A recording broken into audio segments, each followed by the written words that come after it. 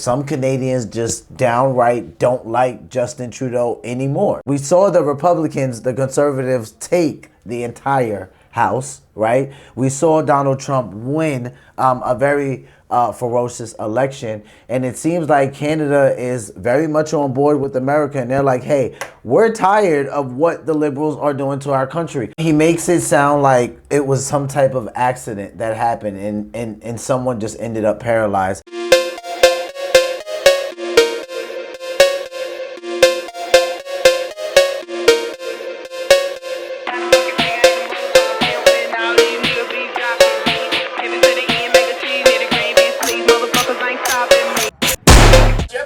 When you say Harris, nobody knows who the hell you're talking about. No, nobody has any idea. Harris. Hey, where's Harris? They know Kamala. They know Kambabla. That was the nickname I used for a while, but I don't use it anymore because everyone thought I was just mispronouncing her name. I wasn't. Kambabla. Canadian Prime Minister Justin Trudeau has announced his resignation. Well, we can't say that we're surprised by this. We did all see this coming. But was there someone or groups of people that were kind of blowing this whistle a long time ago? This has been a long time coming? Possibly. Welcome to CozyCorner TV, ladies and gentlemen. I am your host, Kieran Smith, call me Q, and we're on the corner. We're on the corner, ladies and gentlemen, and today we are on the corner talking about Justin Trudeau. He's announced his resignation. I believe he did this announcement January 6th. So it's been about 3-4 days now since he's made his announcement. But before then, a very prominent voice that we hear often, Jordan Peterson, had lots to say about Mr. Trudeau. As a matter of fact, he used the specific word of bad. Jordan Peterson is a very intelligent man, vocabulary extremely extensive, yet he just chose the simple word of bad. So we're going to take a look at a short conversation that Jordan Peterson and Bill Maher had about Justin Trudeau. And then we're going to jump into his resignation speech where he talks about why he is resignating and what he hopes to see in the future as Canada moves forward. The quote was about protest in general. It was something like, we have a vibrant democracy here in Canada and we value protest. But it was something like, but when you use protest to protest or to object to the policies of the government, I think you're going too far. Well, what the fuck is protest for? Except to object to the policies of the government. And I thought it was quite shocking, everything that happened in that protest, because they seized the bank accounts of 200 Canadians. And that was not amusing. And Trudeau has no idea what that did to Canada's international reputation. That was not a good precedent. Okay, wait. Go back. Now, in case you guys are wondering, they're actually talking about some protests that happened specifically during COVID. They got really bad, and it got to the point where apparently there were some Canadian protesters whose bank accounts were frozen due to the fact that they were protesting. So this is the part of the conversation that they're in now.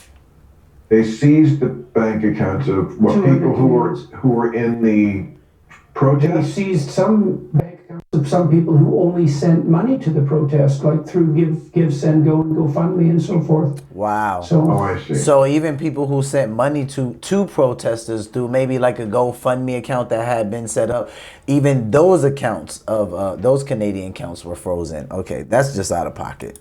Yeah. So you didn't even have to be at the protest. When you say seized, they froze it. They didn't take their money. They just froze it.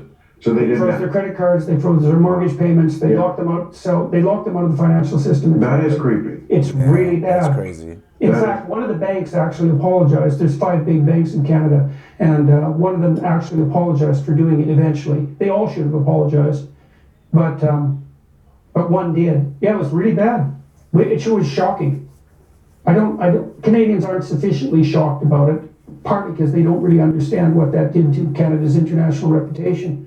But it was absolutely, I can't imagine a politician doing anything more inappropriate than that, right? No trial, no real investigation. Plus, Trudeau claimed that the trucker convoy was financed by MAGA Republican Americans, which is completely preposterous because, first of all, why would MAGA Republican Americans foment dissent in Ottawa? Like, even if they know where it was, which they don't, and they don't care, why would they? And so, first of all, it was the Russians. It's like, oh yes, that's the Russians' primary concern. And then it was like literally MAGA Republican Americans funding the trucker protests in Ottawa.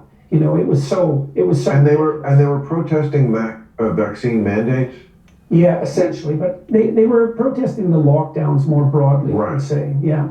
And because it was really hard on them. It was hard, obviously. We were locked down, you know how fun that was. We did real-time right from this room for about 6 months. I did the monologue standing over there, and hey, thanks for watching the clip. So I thought that was interesting. I wanted us to take a look at that before we jumped into Justin Trudeau's resignation announcement, just so we could see some of the things that were being talked about before his resignation became so apparent. Now, I'm being facetious there a little bit because if I'm honest, this has probably been going around for a couple years. We can honestly say, I would definitely say the better part of 3, but some of my Canadian friends that live here in the United States would probably say 5. So some people have been a little fed up with Mr. Trudeau for some time, some longer than others. And one of the conservative Republican runners-up that will be going against him, I believe they said it would be in October of 2025, but they're pushing for it to be before that. He specifically has said that, some Canadians just downright don't like Justin Trudeau anymore, and it sounds childish, but it is what it is. So this is Justin Trudeau here, the current Prime Minister of Canada. He is making his resignation speech currently right here. So I thought it would be fun for us to do this again. Well, with that, every morning I've woken up as Prime Minister. I've been inspired by the resilience, generosity, and the determination of Canadians. It is the driving force of every single day I have the privilege of serving in this office. That is why, since 2015, I've fought for this country, for you, to strengthen and grow the middle class. Why we rallied to support each other through the pandemic, to advance reconciliation, to defend free trade on this continent, to stand strong with Ukraine and our democracy, and to fight climate change and get our economy ready for the future. We are at a critical moment in the world. My friends, as you all know, I'm a fighter. Every bone in my body has always told me to fight because I care deeply about Canadians, I care deeply about this country, and I will always be motivated by what is in the best interest of Canadians. And the fact is, despite best efforts to work through it, Parliament has been paralyzed for months after what has been the longest session of a minority parliament in Canadian history. I gotta say, this is one part of his speech that did make me cringe a little bit, where he says Parliament has been paralyzed for months. He makes it sound like it was some type of accident that happened and someone just ended up paralyzed, as if there wasn't some sort of trend or some sort of evil going on in the background that led to all of this happening in Canada. Canadians are rightfully so very upset with Justin Trudeau right now. That's why this morning I advised the Governor General that we need a new session of Parliament. She has granted this request, and the House will now be prorogued until March 24th. Over the holidays, I've also had a chance to reflect and I've had long talks with my family about our future. Throughout the course of my career, any success I have personally achieved has been because of their support and with their encouragement. So last night over dinner, I told my kids about the decision that I'm sharing with you today. I intend to resign as party leader, as Prime Minister, after the party selects its next leader through a robust, nationwide, competitive process. Last night I asked the President of the Liberal Party to begin that process. This country deserves a real choice in the next election, and it has become clear to me that if I'm having to fight internal battles, I cannot be the best option in that election. The Liberal Party of Canada is an important institution in the history of our great country and democracy. A new Prime Minister and leader of the Liberal Party will carry its values and ideals into that next election. I'm excited to see the process unfold in the months ahead. We were elected for the third time in 2021 to strengthen the economy post-pandemic and advance Canada's interests in a complicated world. That is exactly the job that I and we will continue to do for Canadians. Merci. So that was Prime Minister Justin Trudeau's resignation announcement. Second part of the announcement that made me cringe. He says, if I am having to fight internal battles, then it is clear that I am not the best option.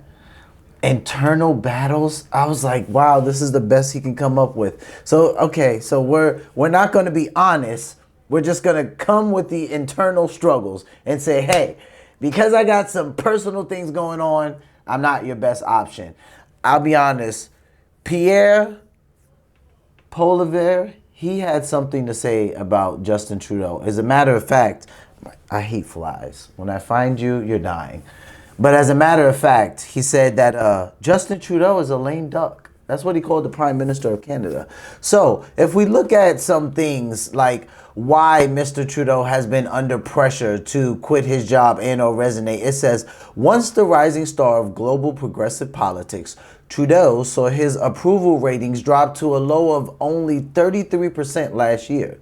The same poll revealed widespread frustration with economic malaise.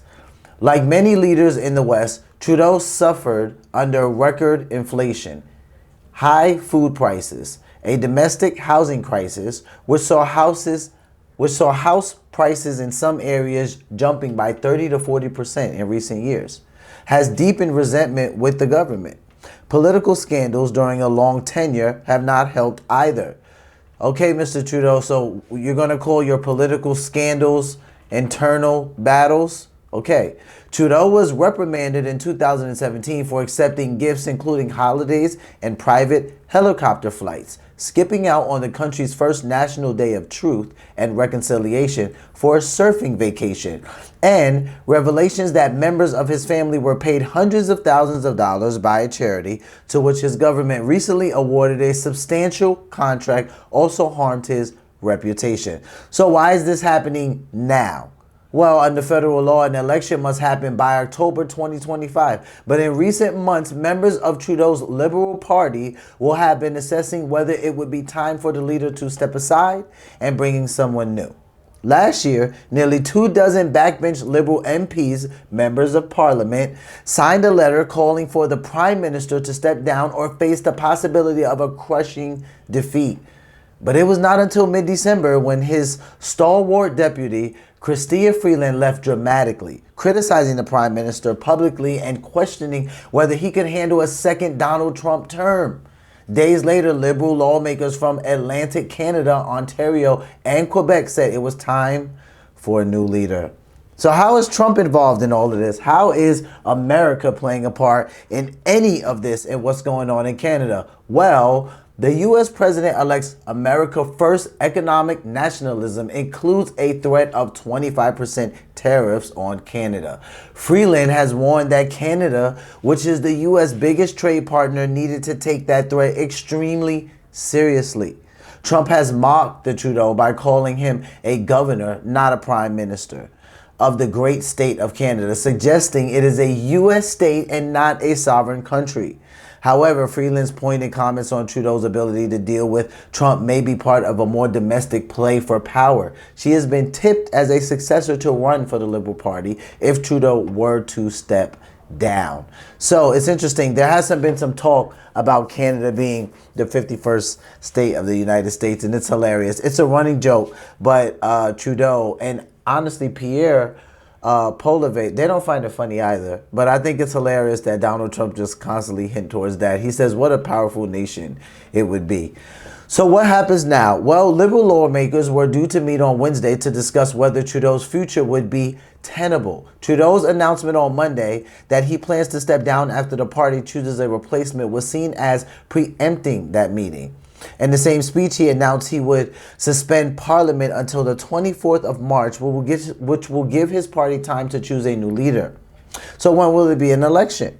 Well, federal law requires an election be held by October 2025. But with all the opposition parties saying publicly they no longer have confidence in the governing Liberals, an election is likely to happen much sooner. The Conservatives are expected to win a majority government given current polling. But that result could sway substantially depending on the new leaders the Liberals choose. Oh, you're going to die when I find you. So it sounds a lot like what's been going on over here with us. We saw the Republicans, the Conservatives, take the entire House, right? We saw Donald Trump win a very ferocious election. And it seems like Canada is very much on board with America. And they're like, hey, we're tired of what the Liberals are doing to our country. We want out. We want someone better. We want better. And Pierre Poilievre, and yes, I am pronouncing his name the way he says that it should be pronounced without saying it with a French accent. So Pierre actually is on board with a lot of what's going on in America. He actually had a lot to say about Donald Trump's win and how, you know, he wants to touch base with Elon Musk and how he hopes that Mr. Musk can create some high-paying technical jobs in Canada. So this is all getting real interesting. I'm dying to know what you guys think. Light up the comment section. Tell me what you guys think about Prime Minister Justin Trudeau stepping down. Has it been a long time a coming? Will some of you guys miss him? Do you like him? Do we hate him? What's the deal? Like, how do you guys feel about what the Prime Minister is saying about his internal battles and why, because of that, he's not the best option? I love you guys so much. Thanks for hanging out on the corner with me. Until next time, guys, take care of yourselves. Love yourself. Love one another. Be peaceful. Peace.